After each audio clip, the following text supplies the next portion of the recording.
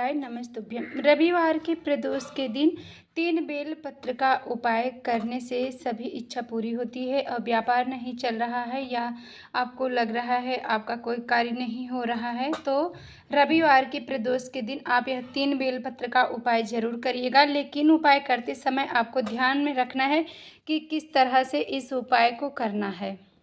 करने के लिए सबसे पहले आपको 1 लोटा जल लेना है और 3 बेलपत्र लेंगे। तो तीनों बेलपत्र को इस तरह से साइड में रखें।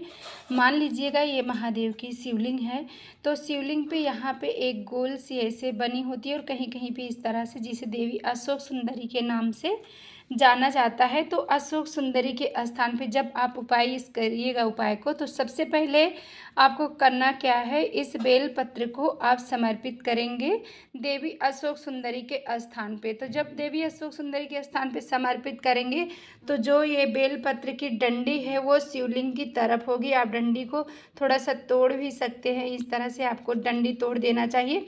और जब भी आप डंडी तोड़े तो ध्यान रखिएगा, नाखून से आपको डंडी नहीं तोड़ना चाहिए। इसलिए आप जब भी डंडी को तोड़िएगा ना, तो अपने हाथ से ही आपको डंडी तोड़ना चाहिए। तो इस तरह से आपको समर्पित करना है, देवी अशोक सुंदरी के स्थान पे समर्पित करेंगे। डंडी का भाग जो है वो शिवलिंग की तरफ होगा।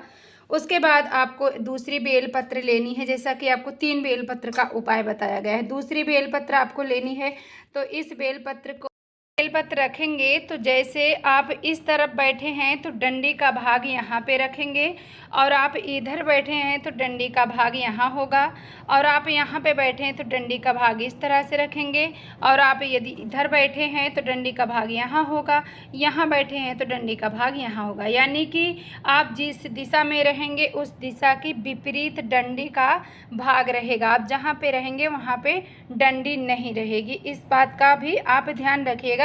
उपाय करते समय बस यही 2 ही चीज़ों का ध्यान आपको रखना है कि जब आप देवी अशोक सुंदरी के स्थान पे समर्पित करेंगे तो डंडी का भाग शिवलिंग की तरफ रहेगा, और जब देवाधिदेव महादेव के शिवलिंग पे समर्पित करेंगे तो जहां आप बैठेंगे उसके विपरीत दिशा में डंडी का भाग रहेगा।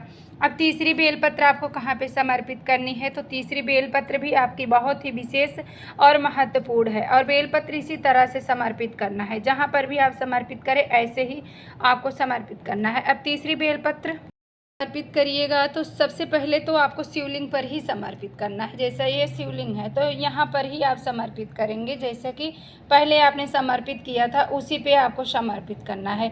लेकिन यहाँ पे आपको रखना नहीं, मात्र इस तरह से पकड़ करके शिवलिंग पे छुआ देना है। छुआने के बाद इस बेलपत्र को आप उठा लीजिएगा। उठा के आपके आसपास जो भी बेलपत्री का वृक्ष हो वहाँ पे आपको जो भी कंकड़ पत्थर छोटा सा कुछ भी मिल जाए, तो इस तरह से समझ लीजिएगा कंकड़ पत्थर जो भी आपको मिल जाए उस पर आपको बेलपत्र रखना है। तो बेलपत्र रखते समय फिर आप ध्यान रखिएगा, जैसे ये वृक्ष है तो वृक्ष की तरफ ये डंडी का भाग होना चाहिए।